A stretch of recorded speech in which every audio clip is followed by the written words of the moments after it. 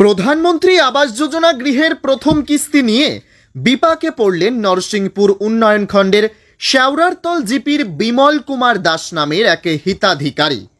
প্রায় ৩ মাস আগে তার নামে প্রধানমন্ত্রী আবাস যোজনার গৃহ এসেছে বলে বিমলকে জানান জিপির জিআরএস সুদীপ। কিছুদিন পর তার ব্যাংক অ্যাকাউন্টে প্রথম কিস্তির ৩২,৫০০ টাকাও আসে। এরপর তিনি ঘরের কাজ শুরু করেন, কিন্তু এই টাকা একটি ঘরের জন্য পর্যাপ্ত না হওয়ায় তিনি বন্ধন ব্যাংক থেকে ৩০,০০০ টাকা, এসএইচজি গ্রুপ থেকে ৩০,০০০ টাকার ঋণ নিয়ে এবং নিজের গৃহপালিত গরু বিক্রি করে ২৪,০০০ টাকা সহ আরও ১৭,০০০ টাকা ব্যক্তিগত ঋণ নিয়ে প্রধানমন্ত্রী আবাস গৃহে লাগান। কাজও প্রায় অনেকটাই এগিয়ে গেছে।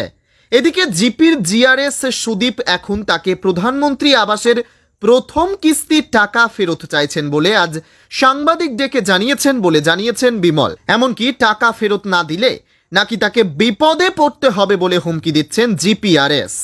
নাম কি আপনার? নাম হইল বিমল কুমার দাস। বাবার নাম হইল লালমন দাস। গ্রাম হইল আরাধনপুর। জিপি হইল শেওড়ারতল জিপি। সুদীপ নাতনিনা দাস, সঠিক বলা করে হইতাম পারতো না। জিআরএস আয়া জিকাইলে আমারে যে তোমার নাম বিমল কুমার দাস নি? আমার ও স্যার আমার নাম বিমল কুমার দাস, বুঝছেন নি? কিতা আইছে স্যার? না আমার নামে তো ইন্দিরা আবাসের ঘর একটা আইছে, এখন তোমার আমার ডকুমেন্টটা দিতাম। আমার ডকুমেন্ট কিতা স্যার?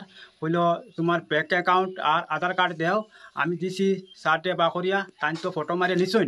নেওয়ার পরে কইছেন তোমার নামের ইন্দিরা আবাসের ঘর আইব, তুমি এক কাজ করিও, সপ্তাহ 10 দিন পরে তোমার ব্যাংক গিয়া তুমি চেক করিও। আর 3 মাস আগে গেলাম, গিয়া দেখি না টাকা ঢুকছে। জিআরএস স্যার আইসুন বিকালে আইয়া কইতা কিতা তোমার তো ব্যাংকত যে অ্যাকাউন্টে টাকা ঢুকছে, তুমি টাকা তুলি আনিয়া ঘর বানাও। আমি খুব আনন্দ পাইলাম যে আমি গরিব মানুষ, যে আমি ঘর পাইছি, ওখানে আমার ফুরাইতাম ঘর। তো আমি লগে লগে ব্যাংক গিয়া টাকা উঠাইয়া আমি জিনিসপত্র আনলাম, রড সিমেন্ট বালি তুলিয়া আমি তো মেস্তুরি লাগাইয়া সবু মেস্তুরি কাম করা শুরু করলাম। আমার ঘর দরজা ভাঙ্গিয়া ঘর বানাইছি। এরকম আমার ঘর বানাইছি নিজস্ব।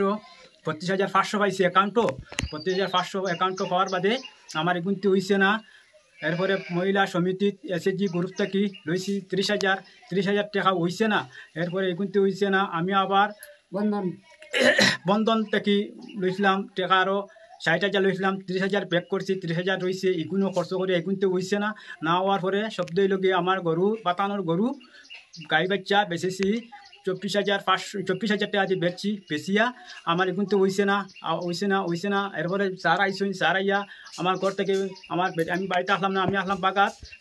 ফটো লইয়া গেছুন, ওইদিন 2 নম্বর কিস্তি ঢুকবো, এখন তোমরা কাজ করো, তোমরা মাল সাবান আনিয়া তোমরা কাজ করো। তো মাল সাবান আনিয়া আমি কাজ করলাম। ওরা মাল আনছি গিয়া দোকানদার কাছ থেকে রড সিমেন্ট বালি আনছি, আরও ১৭,০০০ টাকা দিয়ে বাকি আনছি। আনিয়ার পরে ঘর বানানি পরে এখন তো হঠাৎ করে একদিন সকাল ফোন লাগাইছে।